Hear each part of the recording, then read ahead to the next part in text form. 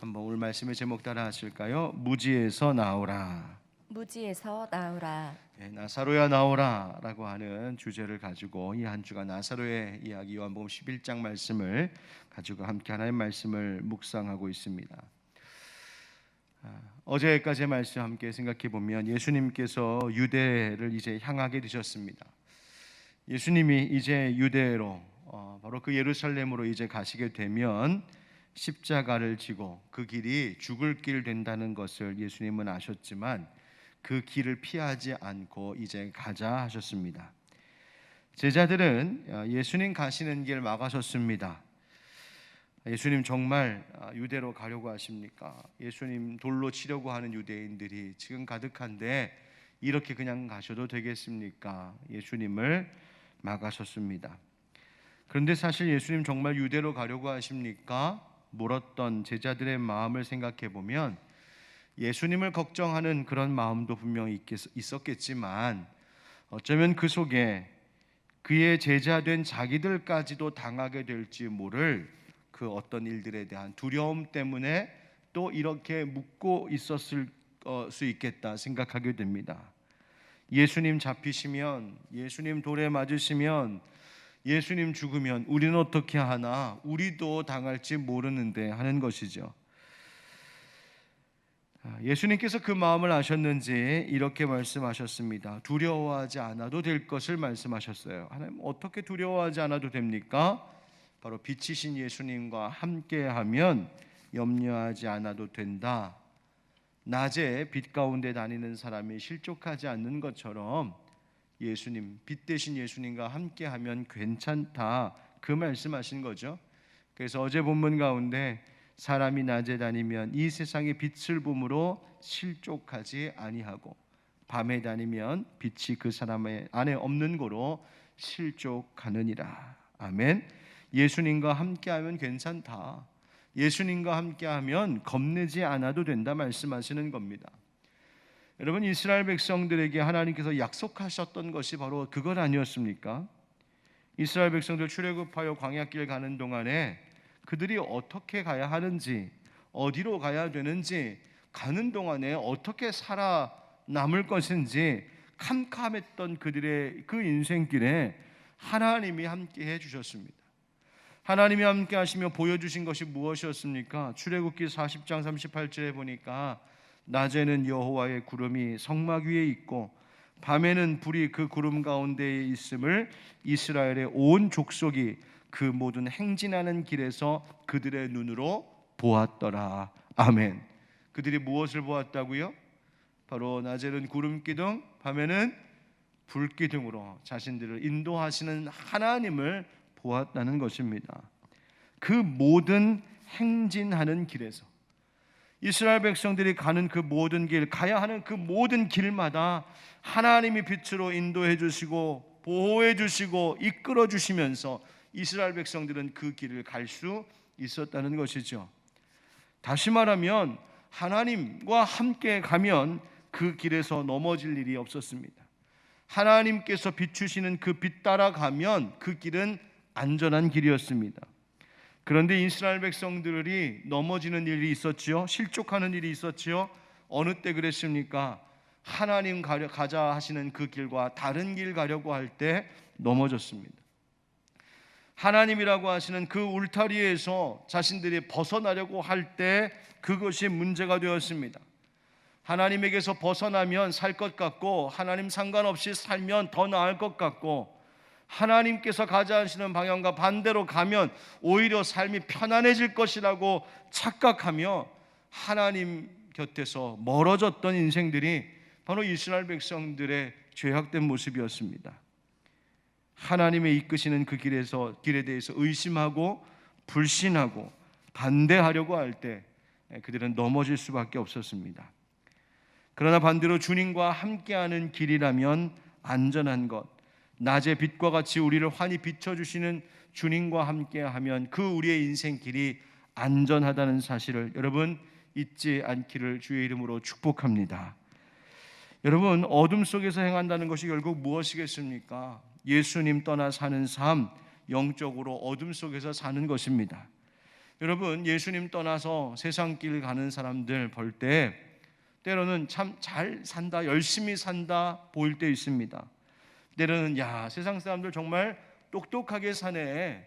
야, 나는 지금 요즘 세상이 어떻게 돌아가는지도 모르고 뭐 이 사람들은 여기다 투자하고 저기다가 투자하고 이런 일도 준비하고 저런 일도 계획하면서 사는데 난 도무지 하나도 모르겠다 하면서 세상 사람들 살아가는 모습 보면서 참 똑똑하게 잘 산다, 자기 앞가림 잘하면서 사는 것 같다 보이기도 합니다. 야, 저런 인생은 정말 걱정할 것이 없겠네 칭찬하고 부러워하기도 하죠. 그런데 여러분, 절대 그런 것 아니라는 사실을 잊지 마시기 바랍니다. 세상적으로 환한 낮에 있는 것처럼 그 인생들이 밝게 보이는 것처럼 보일지는 몰라도 예수님 떠나 있는 그 삶은 영적으로 어둠에서 헤매고 있는 삶임을 여러분 꼭 바라볼 수 있어야 합니다. 여러분, 하나님의 뜻이 어디에 있는지, 무엇이 정말 하나님께서 기뻐하시는 선한 길인지 악한 길인지를 잘 분별함이 필요합니다. 무엇이 정말 의로운 것인지 불의한 것인지를 잘 분별하고 판단하는 지혜가 필요합니다. 우리가 영적인 어둠, 예수님이라고 하는 빛을 떠나 영적인 어둠 속에 있으면 영적인 분별력을 상실하고 살게 되고 뭐가 옳고 그른지를 판단할 줄 모르게 되고 그저 세상 사람들 살아가는 대로 휩쓸려 살아가다가 결국 넘어지는 인생 되는 것이죠. 여러분, 어둠에서 나와서 빛이신 예수님과 함께 늘 살아갈 수 있는 바로 그 길이 진짜 복된 길이고 그 길이 진짜 안전한 길이고 그 길이 참으로 지혜로운 길이라는 사실을 여러분 잊지 마시고 세상과 타협하지 않는 우리가 되기를 주님 이름으로 축복합니다. 찬송가 440장에 노래합니다. 어디든지 예수 나를 이끌면 어디든지 예수 함께 가려네. 예수 함께 아니 가면 낙없고 예수님과 동행하면 겁없네. 어디를 가든지 겁낼 것 없네. 어디든지 예수 함께 가려네. 아멘. 여러분, 예수님이 이리로 가자 하시면 예 주님, 예수님이 빛이신 줄 알고 저 예수님 따라가겠습니다. 주님이 여기로 가는 것이 옳다 하시면 네, 그 길이 옳은 줄 알고 저는 가겠습니다. 그렇게 늘 주님 따라가는 빛 가운데 살아가는 우리 모두 되기를 예수님 이름으로 축복합니다. 여러분, 이렇게 우리가 빛이 아닌 이 영적인 어둠 속에서 살아가는 것을 뭐라고 말할 수 있냐 하면 오늘 제목과 같이 바로 우리가 영적인 무지함 속에 산다라고 말할 수 있습니다. 이 영적인 무지함, 오늘 제자들이 보였던 연약함이 바로 그것이었습니다. 영적 무지. 예수님께서 이 말씀, 이 낮과 밤으로 비유하여 말씀하신 가르침을 주시고 이어하신 말씀이 오늘 본문인데요. 뭐라고 하셨냐면 11절에 이렇게 말씀하십니다. 우리 11절 다시 한번 같이 읽어보실까요? 11절 시작. 이 말씀을 하신 후에 또 이르시되 우리 친구 나사로가 잠들었도다. 그러나 내가 깨우러 가노라. 아멘. 아멘. 여러분, 여기서 잠들었다라고 하는 말은 죽음을 상징하고 있는 말씀입니다. 예수님께서 그 나사로가 죽은 것을 잠들었다, 그냥 그렇게 말씀하셨어요. 예수님께서 이렇게 말씀하심으로 확실하게 하신 것이 있습니다. 그게 뭐냐면 실제로 죽음을 잠과 같이 되게 하신 일이었어요. 예수님께서 즉 이 죽음마저도 이기시는 분이라고 하는 사실을, 마치 잠을 깨우면 일어날 수 있게 되는 것처럼 예수님은 죽음을 이기시고 그 죽어 잠자던 자를 깨우시는 생명의 주인이심을 예수님 말씀하고 계신 겁니다. 그래서 예수님께서 내가 깨우러 가노라, 깨우러 가노라 말씀하고 계십니다. 혹시 지금 집에서 졸고 계신 분들 주님이 깨우러 가실지 모릅니다. 여러분들, 그러자 제자들이 뭐라고 했냐 하면 그렇군요 예수님, 나사로가 그냥 잠든 거였군요. 그러면 예수님 그냥 자다가 일어나겠네요. 이렇게 반응했어요. 그러자 예수님 말씀하신 것에 대한 의미를 성경은 13절 14절로 이렇게 풀어 다시 말하고 있습니다. 13절 14절 같이 읽죠. 시작. 예수는 그의 죽음을 가리켜 말씀하신 것이나 그들은 잠들어 쉬는 것을 가리켜 말씀하심인 줄 생각하는지라. 이에 예수께서 밝히 이르시되 나사로가 죽었느니라. 아멘. 자, 여기 보세요. 제자들이 예수님이 이 죽음을 가리켜 말씀하신 것에 대하여 그냥 나사로가 잠들어 쉬는 것을 가리켜 말씀하신 줄 생각하는지라. 누구 생각이에요? 자기 생각이에요. 자기 생각.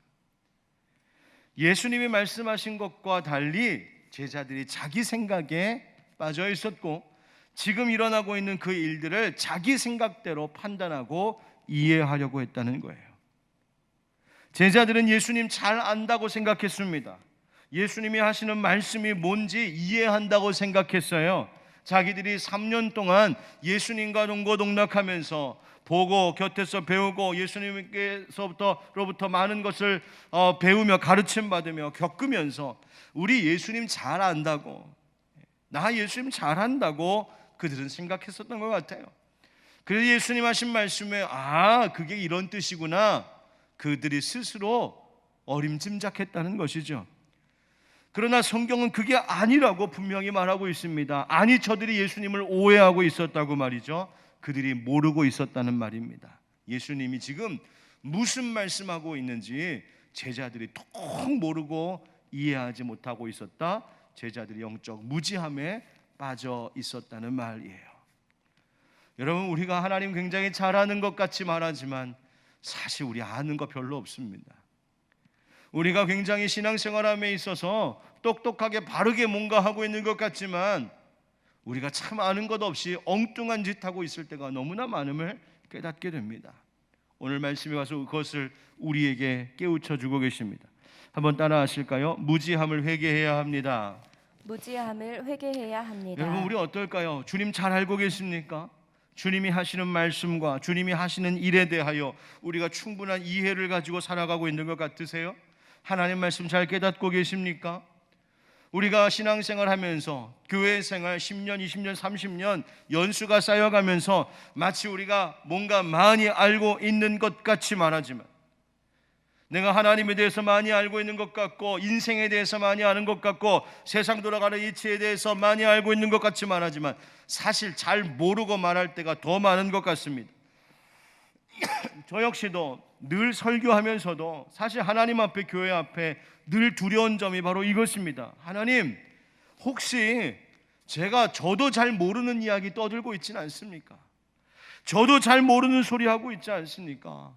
주님, 저를 깨우쳐 주십시오. 알려주십시오. 늘 하나님 앞에 부끄럽고 두려운 것이 바로 이것입니다. 여러분, 우리가 영적인 무지함에 빠져 있게 되면 어떤 일이 벌어지는지 아십니까? 영적인 무지함에 빠져 있으면 결국 우리는 거짓에 속아 넘어가게 됩니다.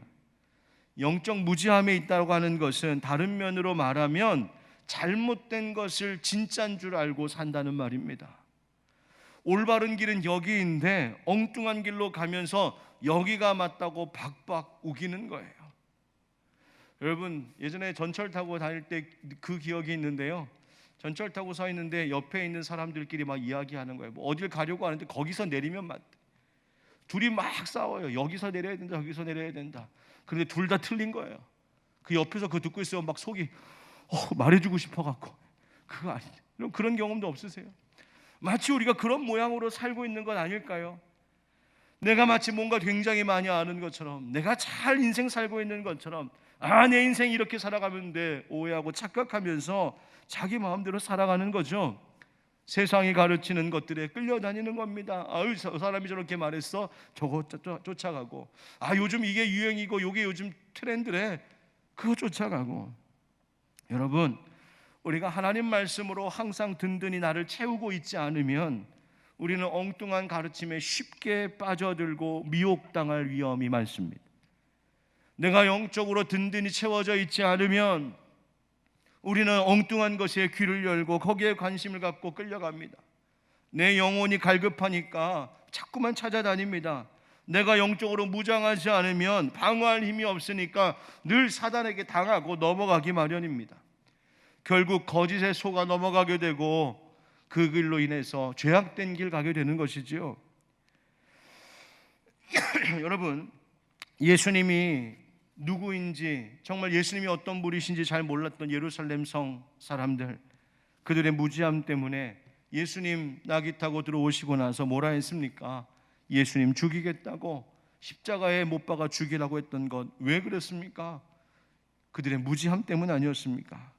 사랑하는 성도 여러분, 우리가 하나님 앞에, 또 하나님 말씀 앞에 우리가 알고 있다 생각했던 우리의 영적인 교만함을 내려놓고 정말 그 영적인 무지함을 회개하고, 주님, 나로 하나님 더 알아가는 인생 되게 해주십시오. 내가 더 하나님의 마음을 잘 헤아리는 인생 되게 해주십시오. 그렇게 주님을 더욱더 깊이 알아가는 그 기쁨과 즐거움을 누리는 우리가 되기를 예수님의 이름으로 축원드립니다.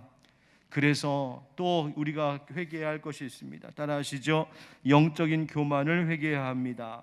영적인 교만을 회개해야 합니다. 여러분, 이 영적인 무지함은 우리를 교만하게 만듭니다. 앞서 말씀드린 것처럼 잘 모르면서도 아는 척 살아가게 합니다. 내가 아는 줄 알고, 내가 다 아는 줄 알고, 내가 하나님의 뜻도 잘 알고, 모든 문제의 답도 알고, 내가 알고, 내가 말하고, 내가 행하는 모든 것들이 다 맞는 줄 알고 살아가요. 그것이 교만하게 합니다. 그것이 나를 넘어지게 만듭니다. 다른 사람들마저 힘들게 하고 공동체를 아프게 하는 거예요. 영적인 무지함의 결과가 바로 그것이죠. 그래서 13절 말씀에 말씀하신 말씀, 성경의 말씀처럼 그들이 잠들어 쉬는 것을 가리켜 말씀하심인 줄 생각하는지라, 이 영적인 무지함 때문에 그저 잘 무슨 말인지 모르겠습니다 하면 되는 걸 주님 말씀을 오해하고 자기 마음대로 자기 멋대로 판단하고 생각하는 것이 문제가 늘 되는 거예요. 우리말에 선무당이 사람 잡는다라는 말 있죠. 무슨 뜻입니까? 능력이 없어서 제 구실도 못하면서 함부로 하다가 큰일 저지르는 거 말하는 것이에요. 선무당할 때 선이라고 하는 말이 우리말로 서툴다라는 말이죠. 어설프다, 아직 설다, 설익었다 그 말이죠. 충분하지 않다는 겁니다. 옛날에는 마을마다 의사가 없어서 아플 때 뭐 의사 볼 일이 없으니까 아프면, 병이 안 나면 누구 찾아가냐면 무당들 찾아간 거죠. 그래서 굿해주면 아픈 사람 병 고쳐준다고 집안에다가 무당 데려다가 굿하는 거예요. 그런데 가짜 무당이 잘못된 어설픈 방법으로 해보려고 하다가 사람 목숨까지 잃게 하는 일들이 더러 있었던 것이죠. 그래서 선무당이 사람 잡는다 말하는 거예요. 여러분, 우리가 신앙적으로도 그렇게 할 수 있습니다. 내가 영적으로 무지하고 하나님의 뜻 잘 모르고 이해하지 못하고 헤아리지 못하면서 하나님이 얼마나 크신 분인지, 하나님이 얼마나 위대한 분이신지 나의 이 작은 인생이 다 헤아릴 수 없으면서도 마치 내가 다 아는 것처럼 그렇게 살아가는 것, 결국 그것이 나를 아프게 하고 내 주변을 아프게 하고 하나님 앞에 범죄하는 큰 죄가 되는 것이죠. 여러분, 내가 하나님의 뜻을 다 아는 것처럼 말하고 생각하는, 내가 인생살이 다 알고 그것에 대해서 내가 다 옳다 말하는 그런 우리의 모든 영적인 교만함 내려놓고 하나님, 우리 안에 겸손함을 주시옵소서. 예수님, 하늘의 아들이신 하나님의 아들이신 예수님께서 하늘의 영광 그 보좌 다 내려놓고 이 땅에 우리 위해 십자가 지시기 위해서 오신 그 겸손함 보이신 것처럼 주님, 우리에게도 주님, 난 잘 모릅니다, 주님이 모든 것 아십니다, 주님, 나 그저 주님 뜻대로 따라가며 살겠습니다 고백할 수 있는 그런 진정한 겸손함이 회복되는 이 고난주간 되기를 주님 이름으로 축원드립니다. 이제 15절 말씀에 그래서 예수님 뭐라고 하십니까? 우리 15절 같이 다시 읽어보실까요? 15절 시작. 내가 거기 있지 아니한 것을 너희를 위하여 기뻐하노니 이는 너희로 믿게 하려 함이라. 그러나 그에게로 가자 하시니. 아멘. 내가 거기 있지 아니한 것, 그러니까 예수님께서 나사로가 병들어 죽어갈 때에, 또 죽을 때에 거기에 있지 아니했던 것에 대해서 말씀하시는 겁니다. 예수님 이틀을 더 유하셨지요? 곧장 서둘러 가셔야 맞았을 것 같은데 그렇지 않았습니다. 마르다와 마리아 얼마나 답답하고 속상했을까, 얼마나 예수님 오기만을 기다렸을까요? 여러분, 우리가 첫날도 말씀드린 것처럼 우리가 기도할 때 기도해놓고 잊어버리는 것도 사실 많지만, 어떤 기도는 기도해놓고 너무나 간절히 응답 기다리는 것들 많지 않습니까? 그런데 답이 없을 때 속상합니다. 마음이 힘들어집니다. 초조해지고 불안해집니다. 그런데 여러분, 사실 생각해보면 내가 이것에 대해서 기도해놓고 하나님 왜 응답하지 않으세요? 라고 말하는 것도 사실은 우리의 영적인 교만함일 수 있어요. 나의 시간 계획에 따른 내 생각이기 때문인 거죠. 내 생각대로면, 내 마음, 내 기분대로면 이 문제에 대해서 하나님 이렇게 응답하셔야 될 것 같고, 이때쯤이면 응답하셔야 될 것 같고, 이렇게 인도하셔야 될 것 같은데 되지 않는 것에 대해서 내가 불안하고 초조해하는 것도 어쩌면 하나님의 시간의 방법을 내가 어떻게 해보려고 하는 우리의 오만함일 수 있어요.